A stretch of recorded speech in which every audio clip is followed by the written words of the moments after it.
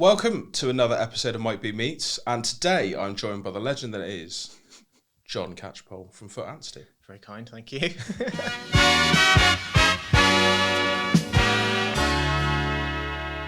John, how are you? Yeah, very well, thanks, Mike. Thanks for having me here today. And also, it's your first time, isn't it, up at the Cornwall Studios? Yeah, that's it. Well, fantastic spots. It's amazing. I live in Weybridge, so this is very handy for me, being not far away, and also incredible, sort of beautiful countryside all around.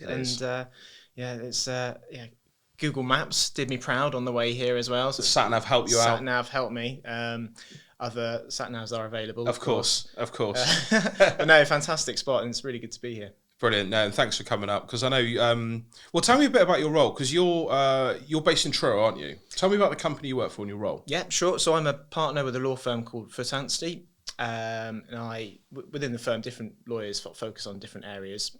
So my area is real estate, infrastructure, and also space, which sound quite different, but they do work together. So we do that from the Truro office, and we've got a network of offices across the south of the country. So it's quite a big firm. I was going to say, I've heard of you. I've obviously spoken to some of your other colleagues in other areas as well. So where is your kind of catchment area as a company then? Well, across the south of the country. So we've got offices. I'll be shot if I can't remember them all, but it's Truro, Plymouth, Exeter, Taunton, Bristol, Southampton, Oxford, and London. Wow! At the moment, so we've got a nice spread across the south of the country, which is really good. And it just shows that the firm's grown really quickly. I've been there for nearly 10 years now, and since then we've opened the Southampton, London, and Oxford office. Bristol was opened around 2010, I think, 2011. So it's grown from a firm that was sort of roots firmly in the southwest. It sort of started off as sort of Plymouth, Exeter. Oh, right, okay. And then we merged with a firm in Truro around 2007. It's been growing organically, since then. It's really good. And it's great to hear a kind of success story that kind of started here in the southwest expand further out to the south, right, into the southeast, because you hear so many companies, don't you, that are in the southeast or London first, and then maybe open a satellite office somewhere in the southwest. But you kind of bucked the trend there. Yeah, that's it. I mean, we've always tried to. We went through a sort of process of, we called it counter-cyclical growth. So during the credit crunch sort of recession around sort of 2008, 2009, we invested a lot and we grew a lot, and it's come good because if you can invest, if you're able to invest during the sort of the difficult times, then when things pick back up, you're well placed to make the most of it. So it's true, really completely. Well. I mean, funny you should say that, actually, because I won an award for a kind of paper and talk that I delivered during COVID. Yeah. And it was actually called "When Times Are Good, You Should Advertise. When Times Are Bad, You Must Advertise." Yeah. And obviously that was just about advertising, but that showed, again, that investment. Yeah. And if you double down and increase the amount of money and growth that you achieve during tough times, it puts you in a much better position during the good times. And we showed a lot of examples of, actually we didn't use Foot Anstey, but I wish I had now as part of my my talk, because that's a local success story, as it were. But companies like Kellogg's back during the Great Depression in the 1920s, they weren't the market leader. There was a company called Post. Oh, I had no idea. Exactly. Okay, and I don't know if anyone who's watching has heard of kind of Post cereals or anything like that, but they were the company that made, the biggest amount of kind of breakfast cereals on the planet. Oh, no way. And Kellogg's were kind of the little tiny company. And they, Post cut their advertising when the Great Depression hit. Yeah. Kellogg's doubled it. And now 100 years later, I've asked 100 people probably this question since I wrote the paper. Have you heard of Post? And they've gone, no. Have you heard of Kellogg's? Yeah, every single person had. So it completely buy into what you're saying there. Yeah. It's been done over history, and that's it. It's fantastic that you guys are growing and going into different areas as well. It's brilliant. Yeah, I mean, that's it. I mean, it's sort of the power of having a good brand, but also a belief in what you're doing. And I mean, Foot Anstey is a firm, we're quite entrepreneurial. So if we see an opportunity in the market, we can move and we can look at it. So a good example of that is some of the stuff we're doing at the moment with floating offshore wind, which is a huge opportunity for Cornwall. I mean, the whole southwest, the whole country. I agree. The Celtic Sea. And I mentioned space as well. So I mean, that was something that I've always been a bit of a space geek. And then same. But I just suppressed it for years for obvious reasons. And then must have been about 2017. I was down at Goonhilly and I heard the guys talking there about deep space communications, and this little space geek in me just sort of popped up again. Oh, this is good. Why don't you explore this a bit further? So I started looking into it. And but just quietly, because I thought if anyone finds out about this, I'm gonna get shot down. And that's what I did a bit of research. I thought, no, I think there is a good opportunity here, because it's a rapidly growing industry globally, and there's a really strong space cluster in Cornwall. So I had a look into it, and I just went to one of the partners that I was working with at the time, and rather sheepishly, I just said, look, I've got this idea. This space stuff's quite interesting. And I sort of flinched. I was sort of waiting for him just to laugh me out of the room. But he said, no, I think you're onto something there, John. Yeah, he gave me some pointers and said, well, research this, look into this, look at what the market is, look at what we can do for that market. And it's gone from there. So that initial bit of support early on, I mean, that was a real sort of make or break moment. I could have just left it there, but I didn't. I sort of kept going with it. And now, I mean, we're sort of working with really interesting businesses like Goonhilly, Spaceport, so Cornwall Space Cluster, but also other space businesses nationally and internationally as well. Amazing. So you can really see the kind of benefits to Cornwall by having a space program, as it were, here in Cornwall. Yeah. Because it's bringing suppliers, it's bringing other people in the space industry down here, as well as, I suppose, creating jobs for people here in Cornwall, isn't it? Well, that's it. I mean, in the supply chain, there are so many incredible businesses in Cornwall. And it could be someone who manufactures particular components, and they may have been doing something with a different sector for years, but there could be opportunities for them to sell their products into the space sector. Amazing. So it helps everyone grow, and it's inspirational as well. So for the next generation coming through, thinking they can get incredible jobs in Cornwall in an exciting industry, it's good for everyone. And the Spaceport launch recently, obviously an amazing spectacle. Didn't quite go the way that they wanted, which was a shame, but you're hugely proud of the Spaceport team. I'll say this as a host of this show, but also, from on behalf of people in Cornwall, I think everyone's incredibly proud of what the team up there achieved, and also obviously Cornwall Airport Newquay for obviously hosting the event as well. Proud clients of Big Box, so I had to say that. Yeah, absolutely. But the wind farm side of things was really interesting. I want to pick up on that a little bit, because Cornwall doesn't know yet how big this could be for Cornwall, right? That's right. I was talking, I think you might have been at the Large and Poor Action Group event at Scoria House. Mark Dudridge was talking about it. Yes, yeah. And I found his absolutely fascinating what he was talking about. From Exeter University, isn't he? Yeah. Oh, he's the LEP. Yeah, sorry. There was another guy from Exeter University there talking about the benefits of it as well. But yeah, what do you think is going to happen with that? I mean, that's very speculative, I know, but well, it's so big. It's like you say, it's one of these things that's so big. The opportunity is so huge. It's too big for Cornwall. It's too big for the Southwest. This is going to be national, international.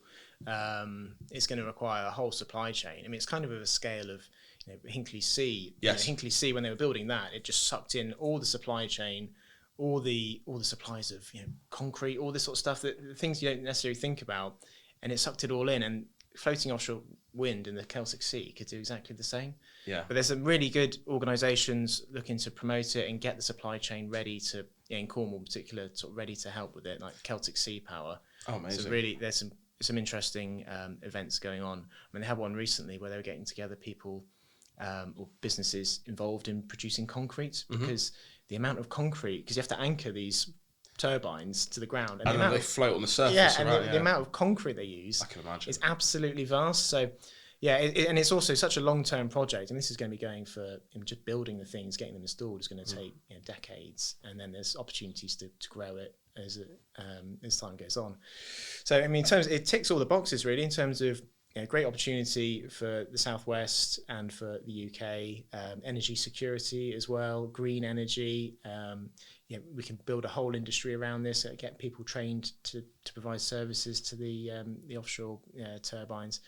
So fantastic opportunity. But we do. There's a lot of people promoting it, but we all need to sort of get behind it, because Definitely. If we don't grab it, we'll miss the opportunity, and it'll be there'll be other supply chains, other parts of the world that have to come in and that would be a shame to miss an opportunity, wouldn't it, for sure? And I know, obviously, you're a big kind of personality, as it were, in the chamber, like coming in as a member, your business partner, like that's we right, are. Yeah. And I know that's always a really good kind of space to learn more about new opportunities and stuff like that are coming up, isn't it? Yeah, well, the Chamber's really got its finger on the pulse of what's going on, both in Cornwall, but also in the region and nationally as well. So it's a really good forum for people to share ideas of what's going on and work together to try and make these things happen. Because that's it. I mean, the businesses can't operate individually. No, they all have to work together. It's got to be an ecosystem, isn't it? Ultimately, I agree with that. I heard a phrase recently. It's a bit cheesy, but I will say it. I'm going to take ownership of this because it's only me that said it recently. This is your own cheesy. It's very cheesy. I'm almost embarrassed to say, but it's all boats rise with the tide. Okay. Yeah. So all businesses working together, sharing knowledge. In theory, everyone can grow together. That's the thing, and I think that's one of Cornwall's strengths, is that actually we do work really well collaboratively, all of us as businesses. Anyway, enough of the cheesy stuff, but back to Foot Anstey as well, because obviously, as you were saying, your kind of area of expertise within law is obviously property and all that kind of element that goes with that. What else as a firm do you do? Do you cover any other areas of law? Yeah, I mean, we're a large commercial law firm, so I mean, pretty much you name it from a commercial perspective, we can cover it. But what's working particularly well for us is that we have a focus on particular sectors. Mm-hmm. So energy and infrastructure is a sector for us. Private equity, Islamic finance, developers, private wealth. I haven't listed them all, and if anyone from Foot Anstey is watching this, I'm going to get told off. But I mean, just sort of a link will be provided to the website with all the. We could do that. It'll be under here somewhere. Yeah. But I mean, that works really well because then we start moving away from the traditional model of I'm a property lawyer, I'm a employment lawyer, I'm a commercial lawyer, to being I'm an energy lawyer. And then you sort of focus on the sector and the businesses in the sector. And once you understand the sector and the challenges facing the businesses in the sector, you're able to tailor your advice to meet the needs of the business. Which it sounds obvious, but actually it does sound obvious, and I don't. But and a lot of firms do this, and it works really well. But a lot of firms that don't do this. But if you understand the sector, you become less of just a legal advisor advising on the point of law. You become a business advisor and you say, well, yes, you need to think about these things which are legal aspects, but actually the wider business context is this. And we need to factor all these things in together. And you're offering better value, I suppose, to your clients, right? Yeah, and right. I'd imagine they come away thinking, crikey, I've been given a huge amount of information here that I can work with. Well, that's it, yeah. And there's all the other stuff around. We can introduce clients or contacts to other clients and contacts. Because coming back to what you said before about businesses working together, we can help facilitate that through our contacts in the sector. So with energy, for example, I mean, energy started off, a few years ago, we were just looking at solar farms, wind turbines, but now it's electric vehicles, it's industries around lithium, battery storage, microgrids. I mean, energy is such an important aspect of everything. It's a big talking point at the moment, right? With the energy crisis and cost of living crisis going on as well, and a lot of businesses getting affected by that as well. And obviously, green energy is going to be the way forward, and should be the way forward. Yeah. And it's going to be the way in which we're going to have to not rely on fossil fuels as much, and the price fluctuation of that. So, I'd imagine, it's an area that's extremely complex, and I think having people to advise them like you that knows a lot about that sector is really important. Yeah. For any business to grow. So I can see what you mean. It all goes hand in hand with each other, doesn't it? Yeah, that's right. No, it works really well, and it's for our lawyers, they really enjoy it because you have someone who's passionate around energy, someone like me who's passionate about space, or someone who's passionate about infrastructure. It helps our lawyers as well. So it's good for everyone because our lawyers can really sort of understand a sector. And the clients love it as well, so it works really well for us, and it's helping us to grow. It's exciting, isn't it? I mean, in Cornwall at the moment, I know you and I were at the Eden Project recently for the big chamber breakfast that happened last month, and obviously there Wildernet, who were talking about B Corp and about the B23 they're looking to promote this year to get more companies in Cornwall. Looking at becoming B Corp, which is fantastic. What do you think that, putting you on the spot here a little bit, what benefits do you think that will have to Cornwall? Well, I think if Cornwall can be a leader, a trailblazer in whether it's B Corp or just generally having a real sort of area of expertise and focus on sort of clean energy, all the other characteristics that go with being a B Corp. It will attract people to the region, because I mean we find this in recruitment, we're interviewing people to join the firm, and they're all asking, what are we doing around ESG? What are our CSR? What CSR targets do we have? What are we doing around CSR?